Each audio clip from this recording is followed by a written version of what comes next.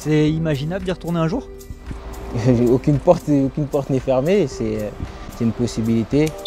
L'équipe, j'espère que vous allez bien. Aujourd'hui on se retrouve pour une vidéo particulière qui m'est venue en tête dès la rumeur Nkunku au Paris Saint-Germain. Selon plusieurs sources, le club de la capitale discute avec l'entourage de l'attaquant français afin d'ajouter un argument de poids pour la prolongation d'Mbappé. Un Parisien censé serait pas contre au vu du niveau actuel, mais aussi au niveau du passé connu. Vous n'êtes pas sans savoir qu'il vient tout droit du centre de formation et s'est doucement hissé jusque dans l'équipe première à partir de 2015. En 2019, Leipzig l'arrache pour 13 millions d'euros. Sur le moment, à proprement parler, aucun regret de part et d'autre. Or, la situation est différente depuis l'entame de cette saison et un retour dans son club de formateur serait bénéfique. Si tel est le cas, justement, Nkunku rejoindrait la liste ultime des joueurs qui sont revenus au Bercail durant ou à l'issue de leur carrière. Je me suis amusé à sélectionner des noms et le but est de s'intéresser au parcours, voire faire des comparaisons. J'espère que la vidéo va vous plaire. Je rappelle rapidement que la chaîne est sponsorisée par OneFootball, l'application numéro 1 sur tout ce qui touche le ballon rond, dont les rumeurs de transfert et potentiellement celle-ci. C'est gratuit et dispo en description. Tant qu'à faire, pensez à lâcher votre meilleur pouce levé. L'algorithme YouTube me la met encore à l'envers. Il est fatigant donc je compte vraiment sur vous. Merci à tous ceux qui joueront le jeu, vous êtes les boss. Deschamps. Afin d'introduire le concept de la meilleure des manières possibles, j'ai jugé bon de mettre à l'honneur un joueur formé au PSG, Anelka. Faut savoir qu'il a signé son premier contrat professionnel à Paris durant sa formation à Clairefontaine. À l'image d'un Mbappé, la précocité fait partie de son ADN. Le premier match professionnel a lieu lors de ses 16 ans, le 7 février 1996 contre Monaco. C'est seulement la saison suivante, et on ne peut pas lui en vouloir, qu'il marque son premier but en Ligue 1 au Parc des Princes face au Racing Club de Lens. Tiens.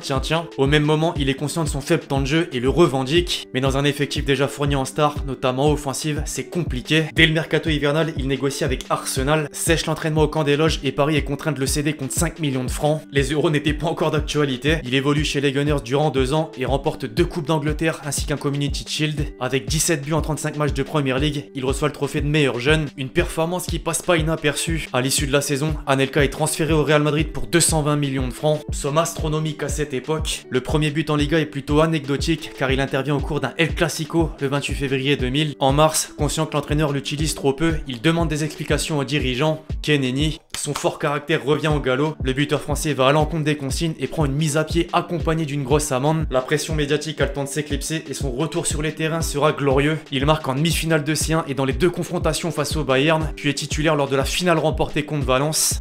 La boucle se referme, Anelka retourne dans son club de cœur l'été suivant pour un montant identique au précédent énoncé. Pourtant, le président madrilène le disait intransférable. En parallèle, la Juventus proposait 300 millions de francs. Il enchaîne donc rapidement les buts en championnat comme en Ligue des Champions, mais le bilan est plutôt moyen. Le PSG passe pas le second tour en Coupe d'Europe, termine 9ème de Ligue 1 et Nico, entre guillemets, finit la saison avec 8 réalisations en 27 matchs. De nouvelles tensions, frictions apparaissent avec son entraîneur, cette fois Luis Fernandez, et la saison suivante prend un tournant similaire. En janvier 2002, il est prêté durant 6 mois à Liverpool avant de rebondir à Manchester City pour un transfert sec de 20 millions d'euros plus Alioune Touré dans l'opération. La suite de sa carrière sera évidemment marquée de son passage à Chelsea, là n'est pas le sujet. Mettons une fois de plus le drapeau tricolore à l'honneur. Pogba, inévitable. Après avoir fait ses preuves dans les classes de jeunes du Havre, Polo s'envole pour Manchester United en 2009. À peine 2 ans plus tard, la pioche saute dans le grand bain du monde professionnel. Le 20 septembre 2011, il prend part à son premier match en équipe première en entrant à la place d'un certain Ryan Giggs, pas des moindres, lors de la rencontre de League Cup face à Leeds United. Utilisé à 7 reprises toutes compétitions confondues par Alex Ferguson, il se blesse malheureusement à la cheville en 2012 lors d'un match avec l'équipe réserve. Cette blessure met prématurément fin à sa saison et l'entraîneur annonce la non-prolongation de son contrat en juillet, malgré l'envie de le conserver. La Juventus en a profité. Pogba débarque à Turin le 3 août 2012 et s'engage pour 4 ans. Le 22 septembre suivant, il dispute son premier match sous le maillot blanc et noir lors de la 4ème journée de Serie A face au Chievo Vérone. 4 années se passent entre son éclosion, les débuts en Ligue des Champions jusqu'à une finale perdue en 2015, les titres, dont 4 de Serie A et la confirmation. Au-delà du palmarès, il explose à tous les niveaux et devient incontournable à son poste, se targuant même d'inscrire des buts qui resteront gravés, comme contre l'Udinese en 2013.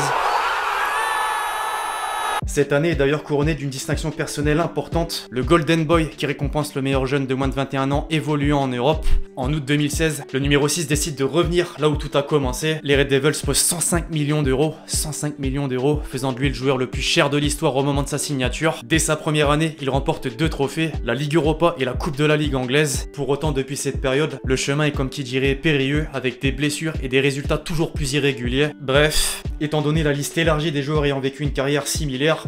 Plus succinctement, Shevchenko en premier lieu. La légende ukrainienne a connu ses premières heures de gloire au Dynamo Kiev en 94. Il se fait vite remarquer à son tour, tant sur le plan national qu'en Ligue des Champions, notamment grâce à un triplé contre le Barça au Camp Nou le 5 novembre 97. Faut quand même les porter pour faire ça et avoir des qualités qui plus est. À l'été 99, la belle épopée AC Milan débute et laissera une trace indélébile avec une pluie de buts, l'armoire à trophées chargée, mais surtout un ballon d'or en 2004. S'en est suivi le transfert à Chelsea en 2006, estimé à 45 millions d'euros, un retour en prêt chez les Rouges et Noirs avant de conclure sur 3 années dans son lieu de formation de 2009 à 2012. Dans la foulée, je voulais inclure un autre ballon d'or en la personne de Kaka, tout simplement car il a un parcours dit symétrique entre guillemets, dans le sens où chronologiquement, le Brésilien a fait Sao Paulo, AC Milan, Real Madrid, AC Milan encore, puis un prêt dans son Sao Paulo d'origine. La succession des clubs est parfaite. De la même manière, plus récemment, le cas Buffon est un exemple semblable. L'un des plus grands gardiens de l'histoire de notre sport s'est initié à Parme en 95, avant d'enchaîner de longues années prolifiques à la Juve, 656 matchs tout de même. Ensuite, le Paris Saint-Germain, brièvement pour l'expérience on va dire, oublions la bourde, les retrouvailles à Turin, et enfin une resignature à Parme qui évolue en Série B 20 ans après, à 43 ans. Pour un portier c'est toujours plus facile, mais fallait le souligner. Parmi les buteurs de renom, Fernando Torres méritait sa mention. La transition junior-senior s'est faite à Madrid en 2001 et plus particulièrement à l'Atlético. El Nino a participé à la remontée du club dans l'élite dès 2002 avant de comptabiliser un total de 91 buts sur 244 matchs effectués jusqu'en 2007. Une année essentielle. Paradoxalement, la plupart d'entre nous se souviennent bien plus du passage à Liverpool avec les longs cheveux légendaires que cette période. Un véritable tueur devant les cages. 3e au Ballon d'Or 2008 s'il vous plaît. Néanmoins le palmarès restera vierge. Il faut alors attendre 2011 et l'arrivée à Chelsea pour remédier au problème. Si personnellement les débuts sont difficiles, il remporte 2 trophées majeurs, la Ligue des Champions et la Ligue Europa. L'AC Milan obtient son prêt en 2015, mais l'aventure s'arrête vite pour laisser place à un retour à la maison. Torres redevient colchonero durant 3 ans, soulève sa 2e C3 en 2018 avant de voyager au Japon et de mettre un clap de fin. On retrouve également Carlos Tevez, les souvenirs. C'est au Boca Juniors que l'Argentin se révèle aux yeux du monde. Il remporte ses premiers trophées. Quelques années plus tard, il conquiert l'Europe et surtout l'Angleterre en réalisant de très bonnes performances dans les 2 Manchester.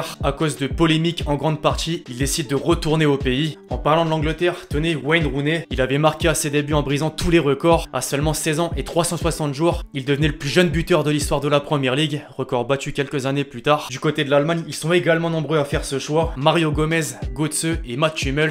Le premier à Stuttgart, le deuxième à Dortmund et le troisième au Bayern. Ce dernier n'a d'ailleurs pas arrêté de faire des allers-retours. Si les Bavarois étaient au sommet durant une période, c'est en partie dû à la présence de Robben. Monsieur je rentre dans l'axe enroulé du pied gauche, a commencé et terminé à Groningen, aux Pays-Bas. Idem au passage pour Van Persie. Feyenoord le gardera en mémoire. Au même titre, pour finir, que Vincent Kompany à Anderlecht. Le clin d'œil à tous mes Belges. Bref, les amis, c'est tout pour cette vidéo sur ces joueurs qui sont revenus dans leur club formateur au cours de leur carrière. J'espère que vous l'avez kiffé. Je compte bien évidemment sur vous si c'est le cas pour lâcher votre meilleur pouce levé. Très important. Sinon, on se retrouve très vite sur la chaîne pour de nouvelles vidéos. C'était Lexchi. Ciao, ciao.